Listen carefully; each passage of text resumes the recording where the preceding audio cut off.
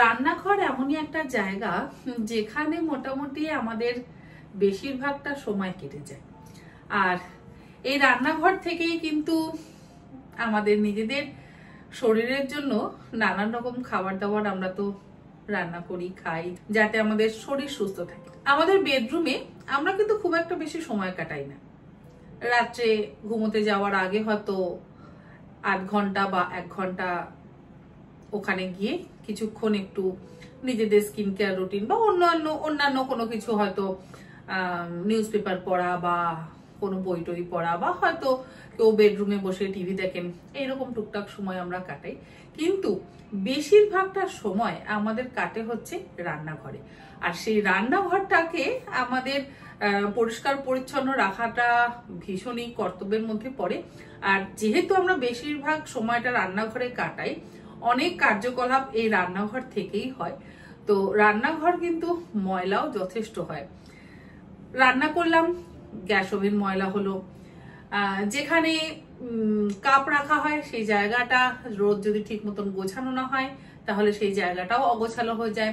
যে সমস্ত ড্রয়ারগুলোতে বা যে সমস্ত শেলফগুলোতে আমরা আমাদের গ্রসারি জিনিসপত্র রাখি, সেগুলো যদি মাঝে মধ্যে না গোছানো হয়, তার মধ্যেও কিন্তু পোকামাকড় হতে থাকে। বা অনেক সময় এমন হয় যে বাড়িতে আছে জিনিসটা, আবার আমরা সেগুলোকে নিয়ে এলাম, আমরা ঠিক মতন যদি দেখে না যাই গ্রসারির দোকান বাজার করতে, তো এরকম ভুল ত্রুটি তো আমাদের প্রত্যেকেরই হয়তো কম বেশি হয়ে যায়। আমারও কিন্তু হয়। এমন নয় যে আমি একদম সব সময় সমস্ত কিছু মনে করে করে সব জিনিস আনতে পারি, বা বাড়িতে আছে সেই জিনিস আর আনলাম না, রয়ে গেছে আগে সেটাকে শেষ করি তারপর আবার নিয়ে আসবো। অনেক সময় এরকম হয়েছে, বাড়িতে রয়ে গেছে 2 প্যাকেট, আরো 2 প্যাকেট আমি নিয়ে এসে দেখেছি যে বাড়িতে এক্সট্রা প্যাকেট হয়ে গেছে। তো যাই হোক, আমাদের কিন্তু মাঝে মধ্যেই যে প্যান্ট্রি থাকে, প্যান্ট্রি ইন দ্য সেন্স যে সমস্ত জায়গায় আমরা আমাদের জিনিসপত্রগুলো রাখি, চাল ডাল আটা তেল নুন, এই সমস্ত ডাব্বাগুলোকেও আমাদের মাঝে মধ্যেই পরিষ্কার করতে হয়, মানে শেষ হয়ে গেলে। আর যে সমস্ত জায়গায় রাখি সেই সমস্ত জায়গাগুলোকেও কিন্তু পরিষ্কার করতে হয়। আপনারা অনেকদিন ধরে আমার কিচেন ক্লিনিং এর ভিডিও দেখতে চেয়েছিলেন, তো আমি যেহেতু সময় পাচ্ছিলাম না, সেই জন্য আমার কিচেনটা ওপরটা পরিষ্কার হলো, ভেতরে তো অবশ্যই একটু অগোছালোও হয়ে যায় এবং নোংরাও হয়ে যায়।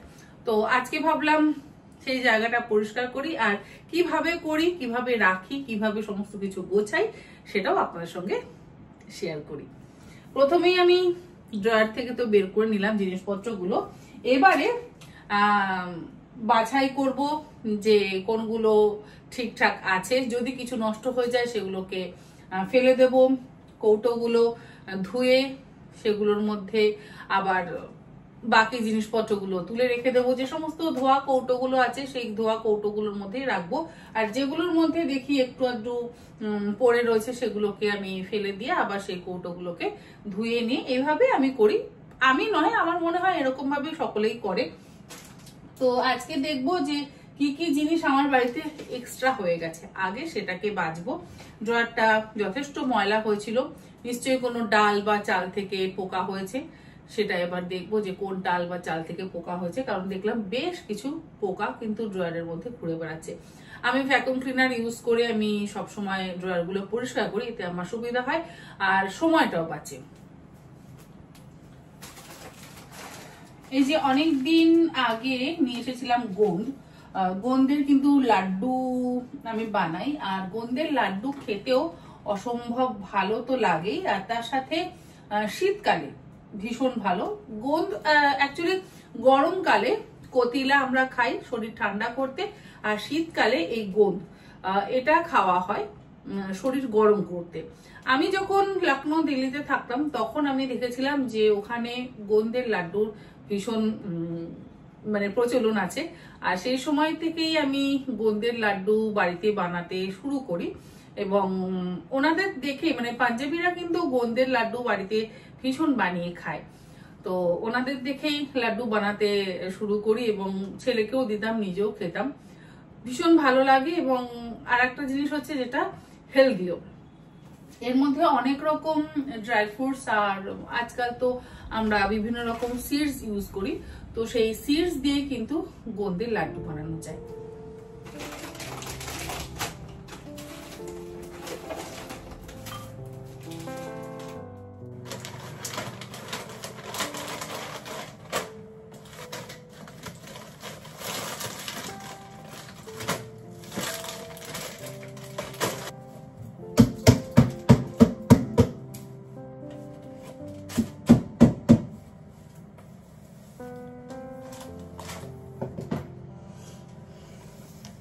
এইরকম বাস্কেট আমি ড্রয়ারের মধ্যে রাখি। অ্যাকচুয়ালি বাস্কেটের মধ্যে রাখতে খুব সুবিধা হয়, যেমন আটা, বেসন, সুজি এগুলো একটা বাস্কেটে থাকে, ডালগুলো একটা বাস্কেটে থাকে, আর চালটা একটা বাস্কেটের মধ্যে থাকে।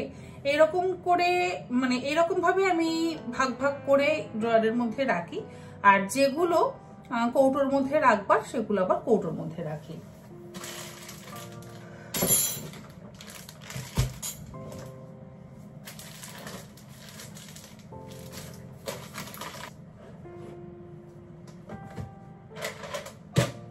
কিচেন ক্লিনিং যদি করতে যাই, মানে এই শেলফের ক্লিনিং যদি করতে যাই, তো অনেক সময় লেগে যায়, মোটামুটি 3-4 ঘন্টা তো সময় লেগেই যায়। কারণ সমস্ত ডাব্বাগুলোকে খালি করব, সেগুলোকে ধোবো, তারপর তার মধ্যে সমস্ত কিছু ফিল করব, করে তার মধ্যে রিফিল করব, রিফিল করে তো তারপরে আবার সেগুলোকে রাখতে হবে গুছিয়ে। তো এই জায়গাগুলোতে যথেষ্ট আমার কয়েকদিন যাবত অগোছালো হয়ে গেছে। ইধার কা চিজ উধার, উধার কা চিজ ইধার, তো সেইগুলোকে আবার ঠিক।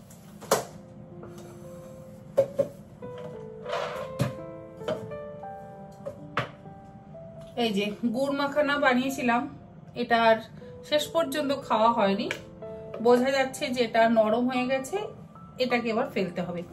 এই যে টুকটাক কাজগুলো, এগুলো কিন্তু বিশাল কাজ।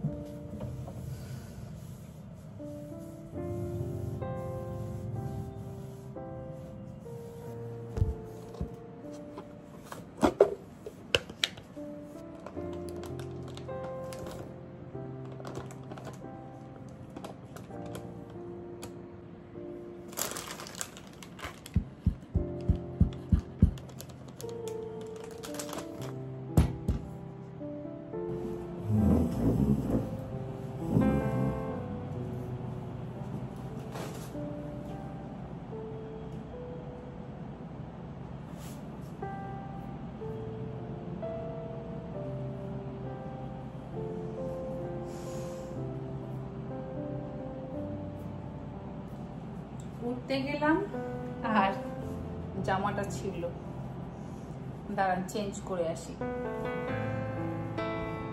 এত সুন্দর ছিল, এই প্রথম কোনো কুর্তি আমার ছিল, সহজে ছেড়ে না, খুব বাজে ভাবে ছিল, এমন নয় যে সেলাই করলো, পুরো এই সাইড থেকে ছিঁড়ে গেল। দাঁড়ান চেঞ্জ করে আসি।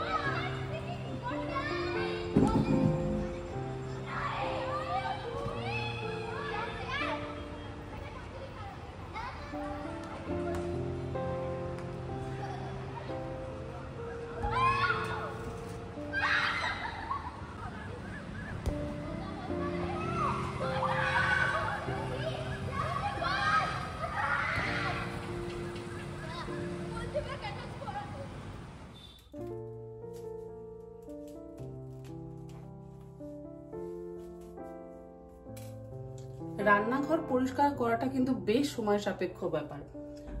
একটা দিক তো পরিষ্কার মোটামুটি হয়ে গেছে, মোটামুটি বলবো না, ভালোই হয়ে গেছে। এবারে এই দিকটা ক্লিন করা বাকি আছে। এই দিকটা ক্লিন করা হয়ে গেলেই মোটামুটি আমার সমস্ত দিক হয়ে যাবে। তবে চিমনি বা চিমনির সাইডগুলো ক্লিন করা হয়নি, ওগুলো আবার অন্য আরেকদিন করব। একদিনে যদি সবটা লোড নিয়ে নিই তাহলে বেশ নিজেরই সমস্যা হয়, তো সেই জন্য একদিনে না আমি সবটা লোড দেওয়ার চেষ্টা করি না। এমনিতেই সকাল থেকে অনেক কাজকর্ম চলছে, তারপরে যদি একদিনে এতটা প্রেশার নিয়ে নিই তাহলে বেশ সমস্যা হয়। যতটা সম্ভব ততটা অল্প অল্প করে আমি করার চেষ্টা করি। এই জায়গাগুলো তো অন্তত সপ্তাহে একদিন পরিষ্কার করাটা ভীষণই প্রয়োজন পড়ে। তো ডাব্বাগুলোর মধ্যে কি কি থাকে সেটাও একবার করে চেক হয়ে যায়। যদি কিছু থেকে যায় তাহলে সেটা এর মধ্যে যেমন একটু চা পাতা রয়েছে, আজকাল যে চা পাতাতেও পোকা লাগে সেটা না এখন দেখছি, মানে সবকিছুতেই কিছু না কিছু সমস্যা হয়।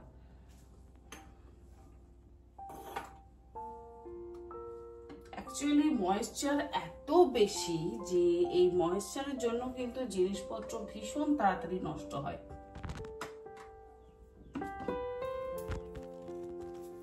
আমার এই ডাব্বাগুলো আমি অনেক দিন আগে ওয়েবসাইট থেকে কিনেছিলাম, অনেক দিন আগে। দেখতে এত সুন্দর, আর বেশ নিচের কালারটা একরকম, উপরের কালারটা আর এক রকম।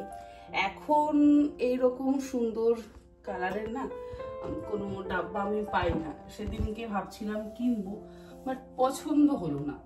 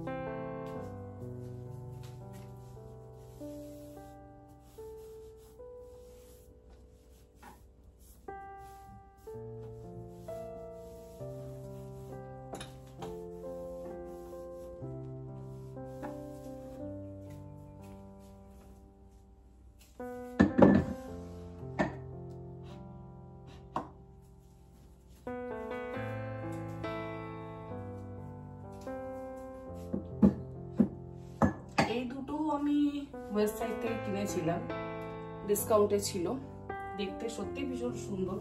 এখন এই রকম ডাব্বা আমি পাই না, এগুলো ওয়েবসাইট থেকে কেনা। ওদের কালেকশন কিন্তু ভীষণ সুন্দর, এটা আমি নোটিস করেছি, যেটা সব জায়গায় পাওয়া যায় না।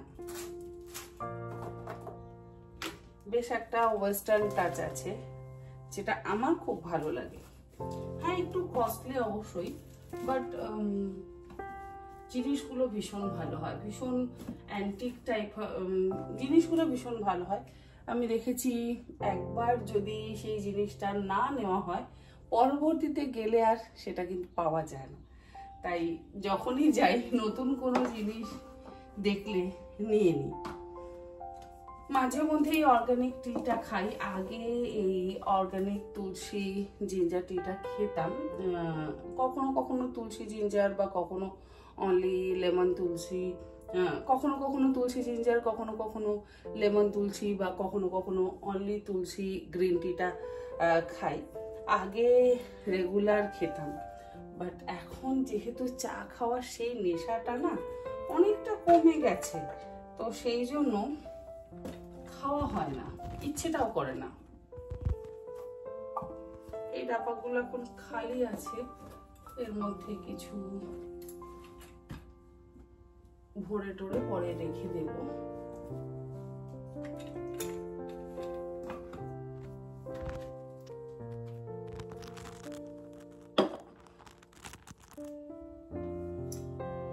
কফির গন্ধটাতে আমার একটা অ্যাডিকশন আছে।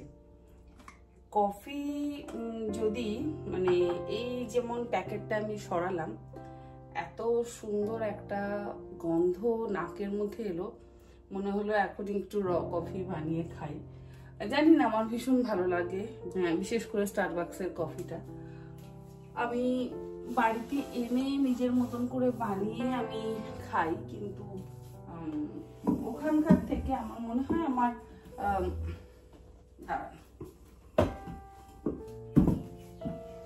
ওখানকার থেকে আমার বাড়িতে এনে নিজের মতন করে কফি বানিয়ে খেতে বেশি ভালো লাগে।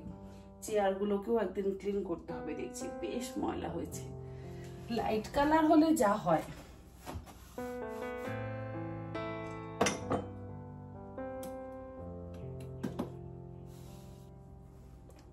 এইগুলো হস্তশিল্প মেলা থেকে কিনেছিলাম।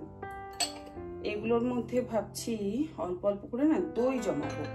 দই জমালে মোটামুটি 1 কাপ দই যদি বের করে নিই, একজনের জন্য যথেষ্ট।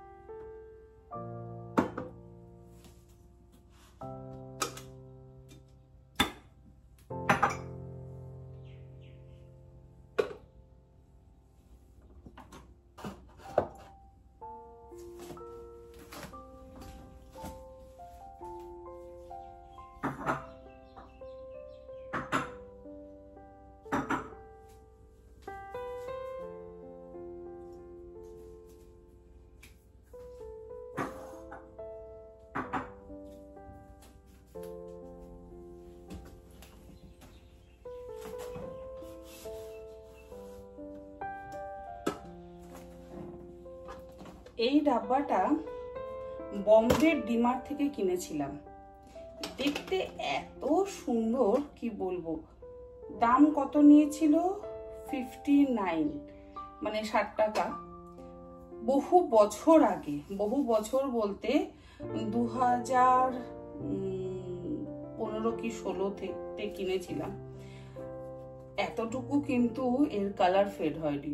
ডিমার্টের জিনিসগুলো আমি দেখেছি ভীষণ ভালো হয়। আর একটাও ডাব্বা ছিল, সেটা জানি না কোথায় গেল, ওই বাড়িতে আছে হয়তো, একবার খুঁজে দেখতে হবে। দেখতে ভীষণ সুন্দর ডাব্বাটা।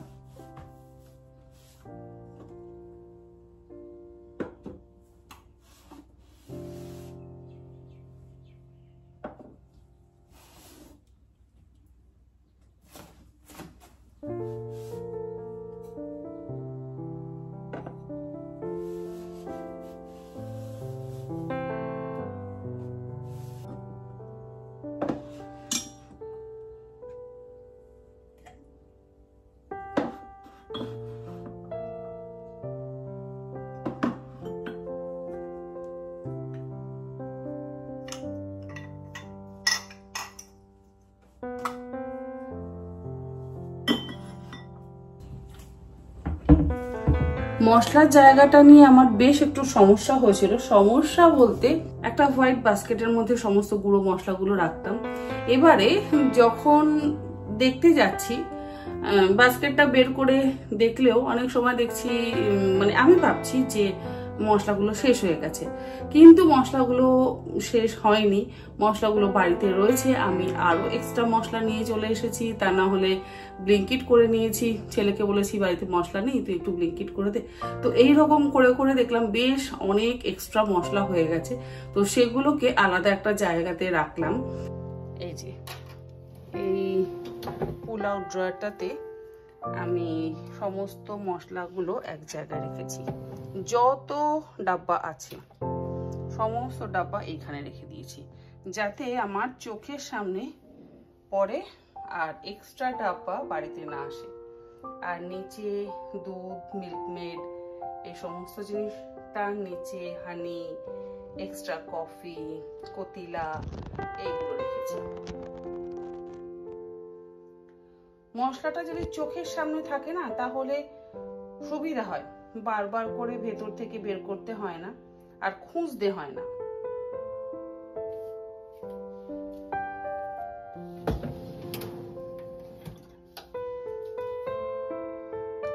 আর এই হাতের কাছে সমস্ত ব্রেড গুলো রেখেছি। ব্রেড আমি সব সময় যে ফ্রিজে রাখি তা নয়, একদম ফ্রেশ ব্রেড হলে মোটামুটি যেগুলো খাওয়া হয়ে যাবে সেগুলো আমি বাইরেই রাখি। তারপরে যখন প্যাকেট ওপেন করা হয় তখন আমি ফ্রিজে রেখে দিই। আর এই আর একটা হচ্ছে আমার মশলার ডিব্বা। এটা আমি কিনেছিলাম ফ্যাব ইন্ডিয়া থেকে, বাট এটা খুব একটা ভালো কোয়ালিটির নয়। এটা আমি বলবো না যে ভালো কোয়ালিটির, কারণ ভেতরে না ভীষণ রাস্ট পড়ে গেছে অল্প অল্প, তো খুব একটা আমি ইউজ করি না। আর ওই মুড়ির ডাব্বাটাকে আমাকে ওইভাবে শুইয়ে রাখতে হয়েছে, কারণ ডাব্বাটা বেশ উঁচু। আর আমার পাখিদের জন্য মুড়ি লাগে, আমরা খুব একটা মুড়ি না খেলেও পাখিদের রোজ দিন আমাকে অল্প করে মুড়ি দিতে হয়। আর তার ওপরে ওই এক্সট্রা যে ডাব্বাগুলো খালি সেগুলোকে রেখে দিই।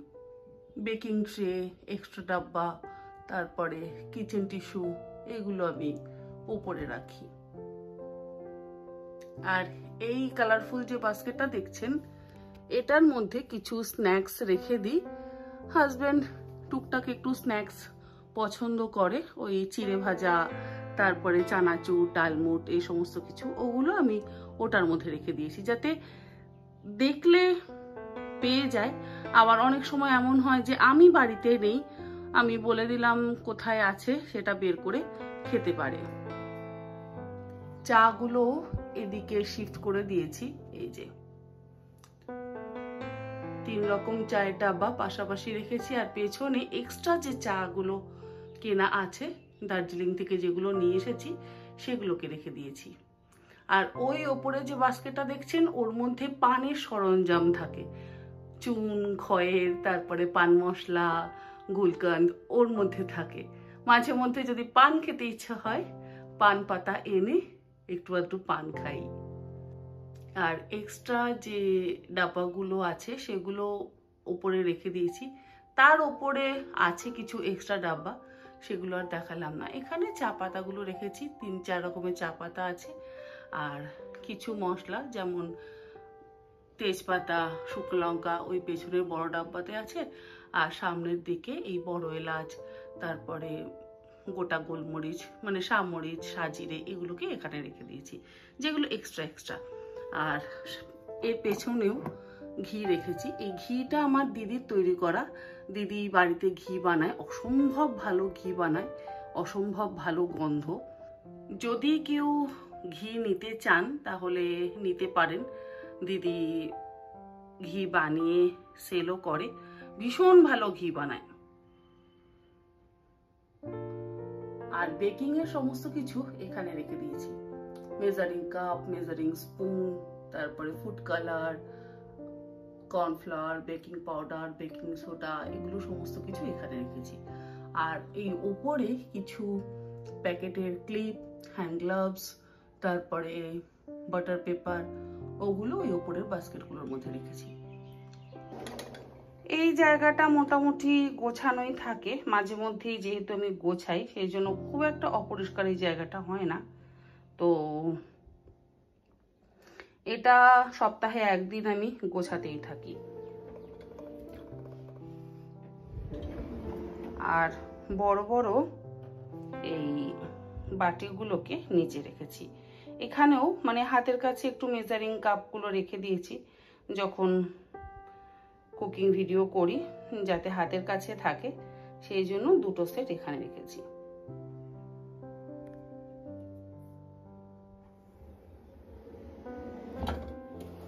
মশলার এই জায়গাটা মোটামুটি আমার সবসময় গোছানো থাকে, কারণ গুছিয়ে যদি না রাখি তাহলে আমার কাজ করতে খুব অসুবিধা হয়। তো সেই জন্য এই মশলার বটলগুলো আমি সবসময় ক্লিন করে গুছিয়ে রাখি। এই যে এটার মধ্যে থাকে হচ্ছে ঝাল লঙ্কার গুঁড়ো। অনেক দিন ধরে ভাবছি লিখে রাখবো, তো সেই সময়টা আর হচ্ছে না। একদিন বসে লিখে রাখতে হবে।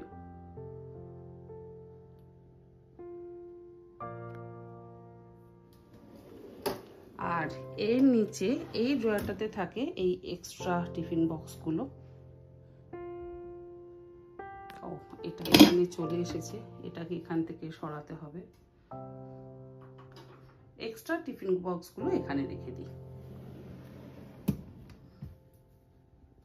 আর তার নিচে এই যে এক্সট্রা যে গ্রসারিগুলো সেগুলোকে এখানে রেখেছি।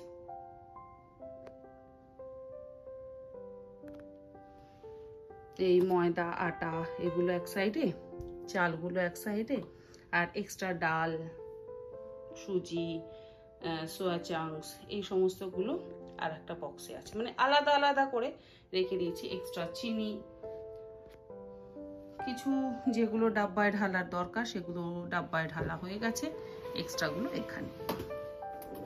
এই জায়গাটা ঠিক মতন ক্লিন করা হয়নি, এটা কালকে সকালে করে নেব। আজকে আর এই জায়গাটা করছি না, যতই গোছাই না কেন অগোছালো হয়েই যায়, তবুও একবার গুছিয়ে রাখবো। এই জায়গাটা হয়নি করা। আর এই স্টিলের যত কিছু সেগুলো এখানে, আর মশলার ডাব্বার যে এক্সট্রা ঢাকনা যেগুলো, সেগুলোকে এখানে রেখে দিয়েছি যাতে মিসপ্লেস না হয়ে যায়। সমস্ত রকম ছাঁকনি, চায়ের পাত্র এগুলো এখানে থাকে। আর এই যে এগুলো কিউট কিউট আমার ছোট ছোট ফ্রাই প্যান, এগুলো মশলা ড্রাই রোস্ট করবার জন্য এখানে থাকে। দুটো ফ্রাই প্যান আছে।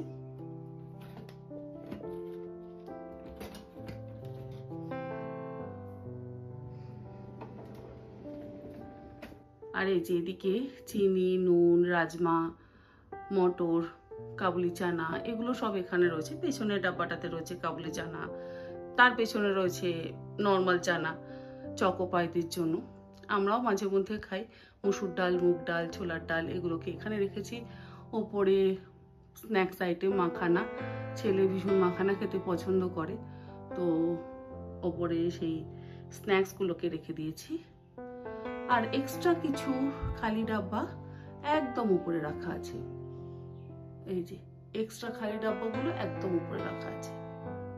কাপগুলো তো এখানেই থাকে, তবে এর মধ্যে আচারটা চলে এসেছে, আচারটাকে সরিয়ে দেবো এখান থেকে। এই যে, আর ওপরে সমস্ত গ্লাসগুলো থাকে। আর যত টামলার, থার্মাস, সিপার এগুলো একদম উপরে থাকে, ছেলের জিনিসগুলো।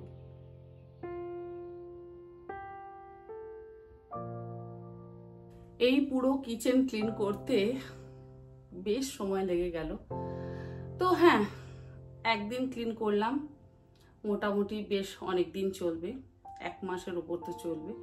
জায়গা মতো জিনিসগুলো থাকলে খুঁজে পেতে সুবিধা হয়। আর এবার অন্যান্য কাজগুলো করি। আজকের ভিডিওটা তাহলে এখানে শেষ করি। আপনারা সকলে ভালো থাকবেন, সুস্থ থাকবেন, ধন্যবাদ। আর এইভাবে আমার পাশে থাকবেন, যেভাবে প্রত্যেক দিন আমাকে কমেন্টস করে উৎসাহ দেন। আর নামটা আমার মনে নেই, কেউ একজন বলেছে যে বাচ্চাদের খাবারের কোনো ভিডিও করতে। আমি অবশ্যই চেষ্টা করব বাচ্চাদের খাবারের কোনো ভিডিও করবার জন্য। আমি চিন্তা করছিলাম যে আমার ছেলেকে আমি কিভাবে বড় করেছি ছোট থেকে, তো সেই আইডিয়াগুলো আমি শেয়ার করব। মানে ছেলেকে একদম ছোট বয়সে আমি কি খাওয়াতাম, তারপরে যখন ও স্কুলে যেতে শুরু করলো তখন আমি ওকে কি টিফিন দিতাম, তারপরে ও বাড়িতে যখন থাকতো তখন কি খেতে দিতাম। তো যাতে কারোর হেল্প হয় চেষ্টা অবশ্যই করব। আজকের ভিডিওটা এখানে শেষ করছি। Bye bye.